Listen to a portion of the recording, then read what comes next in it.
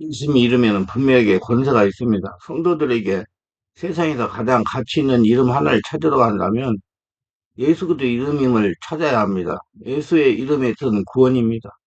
예수님은 요한복음 10장 6절에서 내가 곧 길이요 진리요 생명으로 하시며 나로 말미암지 않고는 아버지께로 올 자가 없다고 하셨습니다. 죄에서 자야물은 유일한 길이요 요한복음 10장 13절에 너희가 내 이름으로 뭘 구하든지 내가 시행하리니 하나님께 기도하여 응답을 받아주는 이름입니다. 이런 기도의 약속은 대단한 약속입니다. 그래서 성도들은 열심히 있게 예수 이름으로 성령나서 기도해야 됩니다. 그러나 기도는 열심히 하는데 아무 일도 일어나지 않는 일이 대부분입니다. 그것은 이상하게 여기지 않습니다. 자신의 능력이 없어서 믿음이 적어서 죄관서 등으로 생각하고 기도를 포기합니다. 그럼 과연 예수 이름의 권세는 언제 누구에게 나타나는 것일까요? 먼저 생각할 것은 우리가 이 땅에서 예수 그리스도의 이름을 부르는 의미를 알라.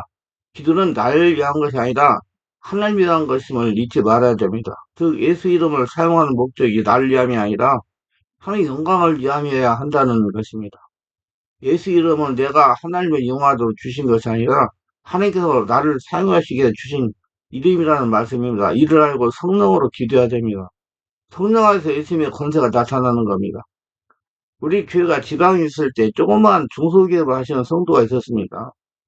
이 성도가 영적인 것을 알고 예수님의 권세를 알고 순수하게 조그만 개척교회 우리 교회를 다닌 것입니다. 이 성도에게 예수 이름을 선포하는 기도하는 방법을 설명해주고 알려주었습니다. 방법은 특별한 것이 아니고 성령 역사를 일으키는 영적인 것입니다. 아침마다 공장의 문을 열기 전과 문을 닫을 때 문고리를 잡고 기도하는 것입니다. 성령이 임하소서. 성령이여 우리 공장을 점령하여 주옵소서. 성령이 우리 공장을 장악하여 주옵소서. 영광의 하나님 은혜를 주셔서 공장을 주시고 사업을 하게 인도하여 주셔서 감사합니다. 우리 공장이 하나님의 나라 확장에 크게 쓰임받도록 인도하여 주옵소서. 우리 공장을 통해 하나님의 영광이 나타나게 하옵소서. 천군 천사를 동원하여 둘러 진을 치고 보호하게 하시고 우리 공장의 거래처가 날마다 늘어나게 하옵소서. 우리 공장을 통하여 하나님의 영광을 받으시옵소서. 내가 나사리 예수 이름으로 명하노니 우리 공장의 역사는 흑암의 권세는 물러갈지어다. 우리 공장의 역사는 흑암은 떠나갈지어다. 천사들아 공장 앞에 둘러 진을 칠지어다. 손님들을 많이 모시고 올지어다. 거래처가 날마다 늘어나도 좋을지어다. 수입이 날마다 늘어나도 좋을지어다. 이렇게 날마다 예수 이름으로 대적하며 선포기도 하라고 알려줬습니다. 그리고 아침에 공장을 가동하기 전에 전직을 원하고 간단하게 예배를 드리고 일을 시작하도록 알려주었습니다. 이분이 순수하게 순종을 잘했습니다. 믿고 선포한 대로 정말 거래처가 늘어났습니다. 거래처가 늘어나니 매출이 늘어났습니다.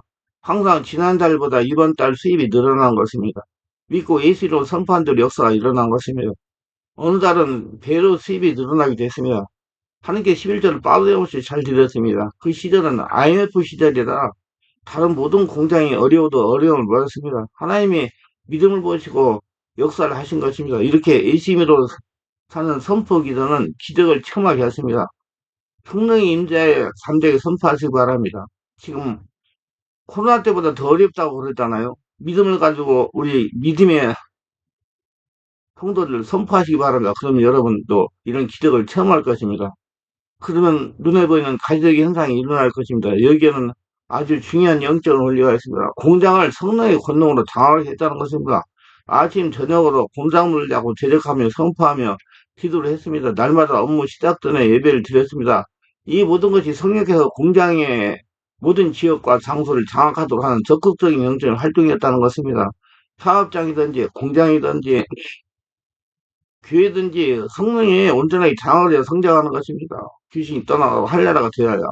우리 모두 성령으로 충만한 상태로 영적으로 사고합시다. 그렇게 하면 누구든지 하나님의 기적적인 역사를 체험하게 될 것입니다. 이렇게 성령 안에서 예수 이름으로 선포하며 기도할 때 하나님이 들어주시고 응답하여 주십니다. 우리가 예수 이름으로 기도하는 것은 예수께서 돌아가시기 전에 천국으로 가시기 전에 제자들에게 마지막 부탁하신 말씀 때문입니다. 물론 예수님의 이름으로 기도할 때는 예수님의 가치와 목적과 성품이 그 기도 속에 포함되어 있어야 됩니다. 즉 성령의 지배 가운데 성령으로 기도해야 됩니다. 그 구체적인 기도의 내용이 바로 주님이 가르쳐 주신 기도문에 있습니다. 무엇보다도 우리가 기도하는 대상이신 하나님에 대해 오해를 풀어야 됩니다. 우리의 기도는 억지로 때를 써서라도 인색 하나님에게 우리가 원하는 걸 받아내는 고집스러운 행위가 아니라 단순하고 솔직하게 필요한 것과 성령이 감동할 수 있는 말을 믿음으로 선포하고 간구하는 것입니다.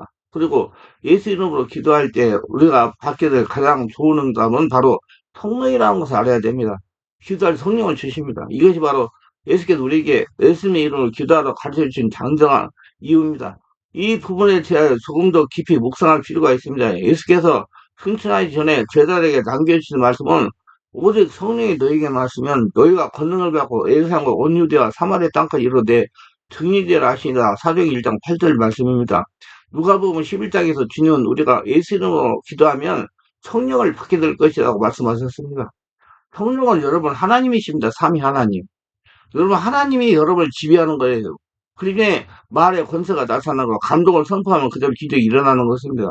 여기 사도행전 본문에서는 성령이 임하며 권능을 받게 될 것이며 그 권능은 받아야 땅까지 이르러 주님의 증인이 될 수 있다고 말씀하셨습니다. 그리고 오늘 성령 강림을 통해 실제로 주님께서 약속하신 성령이 제자에게 하나씩 임했습니다.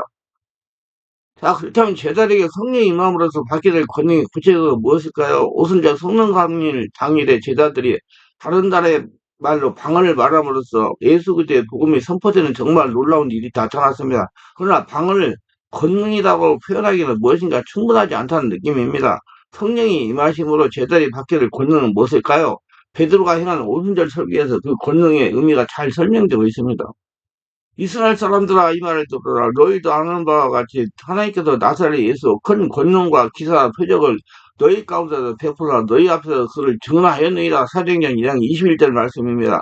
베드로는 예수님께서 이미 권능을 나타냈다고 말씀을 합니다. 예수께서 행하신 권능이란 기사, 표적을 행할 수 있는 눈으로 보이는 가시적인 능력이라는 것입니다. 그 권능을 통해서 예수님이 하나님의 아들이시고 그리스도이심을 하나님께서 증명하셨다는 겁니다. 반드시 예수님의 권능은 말로 고치는 것이 아니라 실제 몸으로 느끼고 눈으로 보이는 실제적인 증명되는 현상이 나타나야 됩니다.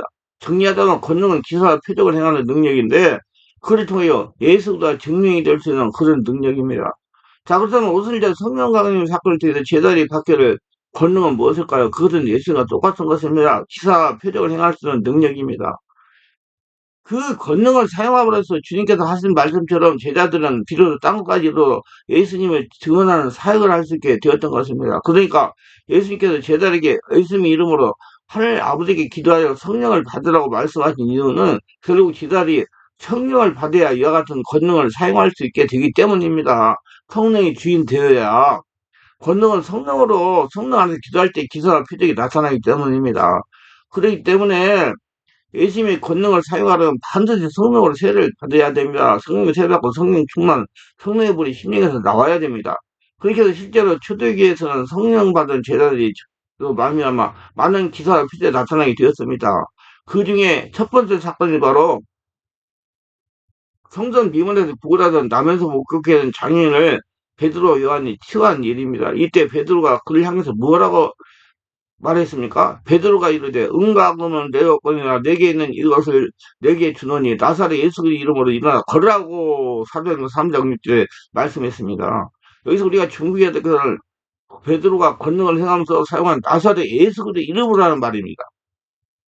베드로는 내가 명하는 일어나 걸으라고 하지 않았습니다. 예수님 이름으로 일어나 걸으라고 명령합니다. 바로 이것이 예수님 이름으로 기도하여 성령의 권능을 받는 사람들이 그 권능을 행할 때 사용하는 방법입니다. 예수님 이름으로 기도하여 얻은 권능은 오직 성령 안에서 예수님 이름으로 명령함으로써 선포함으로써 그 능력이 나타나게 되는 것입니다. 그 다음에 예수님이 기도하는 표적을 행하실 때 당신의 이름을 사용하셨을까요? 아닙니다. 예수님은 당신의 이름을 사용할 필요가 없었습니다. 그냥 말씀하시면 놀라운 기사와 표적이 보이셨습니다. 중풍병자에게 말씀하실 때 일어나 내 침상을 가지고 집으로 돌아가라 하시니 그가 일어나 집으로 돌아가거늘. 마태복음 9장 67절 베드로에서 연못가에 누워있던 38년 된 병자를 향해서 예수님이 그냥 명령했습니다. 예수께서 이르시되 일어나 내 자리를 두고 걸어가라 하시니 그 사람이 곧 나와서 자리를 두고 걸어가니라. 요한복음 5장 8, 9절 이렇게 선포하고 명령하셨습니다. 예수님 굳이 예수 이름으로 선포할 이유가 없었습니다. 왜냐하면 그분이 바로 예수 그리스도 자신이기 때문입니다. 그러나 제자들은 다르요. 제자들은 자신의 능력으로 기사와 표적을 나타내 보이는 것이 아닙니다. 성령 안에서 예수님을 기도하여 얻은 권능으로 기사할 표적을 보이는 겁니다. 따라서 그들은 반드시 예수 이름으로 그렇게 선포하고 명령을 해야 되는 겁니다. 그러니까 면밀하게 말하자면 제자들이 기사 표적으로 권능을 행할 때 예수께서 그 일을 행하신다는 믿음을 가지고 예수님 이름으로 기도하는 것이며 선포하는 것이며 동시에 예수께서 행하실 일, 기사 이적에 대해 선포하고 믿고 명령하는 것입니다. 이렇게 해서 믿음을 기도를 들으시고 이적을 나타낼 대상에게 성령으로 명령하는 것입니다. 이 명령을 대상이 알아듣고 순종하니 기적이 나타나는 겁니다. 역시 놀라운 일은 베드로에게만 경험된 것이 아니었어요. 바울은 그보다 더 놀라운 일을 행했습니다. 빌립보에서는 예수 그리스도 이름으로 귀신 들린 여성에게도 귀신이 쫓기도 했습니다. 바울이 심히 괴로워하여 돌이켜 그 귀신에게 이르되 예수 그 이름으로 내가 너에게 명하노니 그에게 나오라니 즉시 귀신이 나오니라. 사도행전 16장 18절. 바울이 말하는 대로 귀신이 나왔습니다. 에베소에서 사역할 때는 정말로 믿기지 않는 놀라운 역사가 나타나기도 했습니다. 하나님 바울의 손으로 놀라운 능력을 행하시니 심지어 사람들이 바울이면 손수가 있나 앞치마를 가져다가 병든 사고가 되면 그 병이 떠나고 악기도 나갔다가 사도행전 19장 11절 12절. 이는 실제로 일어난 성령의 역사입니다. 성경에 증명된 일이에요. 이 이야기는 마치 12년 동안 혈류증을 앓던 여인이 예수님 옷에 손을 대고 고침을 받은 장면을 연상하게 합니다. 그러나 그것은 어디까지나 예수님의 얘기입니다. 하나님의 아들이신 예수님이라면 물론 얼마든지 그런 일을 행하실 수가 있습니다. 근데 바울의 몸에서 손수건이나 앞치마를 가져다가 얹으면 병도 고쳐지고 귀신도 나가는 이런 일이 어떻게 벌어진단 말입니까? 오랫동안 선교 활동을 헌신하다 보니까 바울도 예수님 와서 어떤 초자연적인 능력을 가지게 된 것일까요? 아닙니다. 그것은 바울이 가지고 있는 능력이 아닙니다. 본문은 이와 같은 오해를 막기 위해서 분명한 어조로 강조합니다. 하나님이 바울의 손으로 놀라운 능력을 행하셨다. 바울을 통해 나타난 일은 분명히 모든 사람들이 감히 행할 수 없는 아주 이례적인 것이었습니다. 그러나 이것은 바울 자신의 능력으로 행한 것이 아니라 하나님께서 바울을 통해서 하신 일입니다. 지금도 하나님은 성령으로 세례받은 은혜 충만한 믿음 있는 성도를 통해서 하나님의 일을 하십니다. 하나님의 살아계심을 증명하십니다. 여러분도 다 하나님의 살아계심을 증명할 수 있는 군사들입니다. 믿으시고 사용하시기 바랍니다. 왜 하나님께서는 바울을 통해서 그런 놀라운 일을 나타내셨을까요? 그것은 바울이 선포하는 말씀의 권위를 세워주시기 위해서였습니다. 잘 새겨 들으세요. 바울의 권위가 아닙니다. 말씀의 권위입니다. 바울이 가르치고 전하는 주님의 말씀에 권위를 높여주기 위해서 놀라운 능력을 보여주신 것입니다. 지금 바울이 전하는 말씀이 하나님의 말씀이라는 걸 증명해주기 위해서 놀라운 기적을 행하신 겁니다. 하나님이 바울을 통해서 일을 하신다는 걸 나타내신 것입니다. 이와 같은 일은 예수님의 공생의 기간 동안 이미 경험되어진 일입니다. 예수님께서 제자들을 파송하실 때에도 제자들을 통해서 놀라운 권능이 나타났습니다. 예수께서 12제자를 불러 모아서 모든 귀신을 제어하며 병을 고치는 능력과 권위를 주시고 하나님 나라를 전파하며 알는 자를 고치게 하려고 내보내시며 누가복음 9장 1절을 이제 예수는 12제자를 한 자리에 불러오시고 그들에게 모든 것을 제하며 병을 고치는 능력과 권위를 주셨다고 합니다. 이 능력과 권위를 한마디로 줄여서 말하면 바로 권능이 되는 것입니다. 이 권능의 구체적인 내용은 무엇이었을까요? 그렇습니다. 바로 성령 안에서 예수 이름을 사용할 수 있는 능력과 권위입니다. 우리는 이 능력과 권위를 예수 이름으로 사용해야 됩니다. 실제로 이때 파송받은 제자들은 각 마을에 두루다니며 곳곳에 복음을 전하며 병을 고쳤다고 합니다. 또한 귀신들이 제자들에게 항복하는 그런 일도 체험했습니다. 그것 또한 제자들의 능력이 아니었으며 그들이 전하는 하나님 나라 복음의 권위를 드러내기 위해서 주님께서 제자들에게 예수님 이름을 사용할 수 있는 권능을 주시고 그를 통해 놀라운 능력을 실제로 나타내신 것입니다. 하나님의 성령께서 증명해 주신 거예요.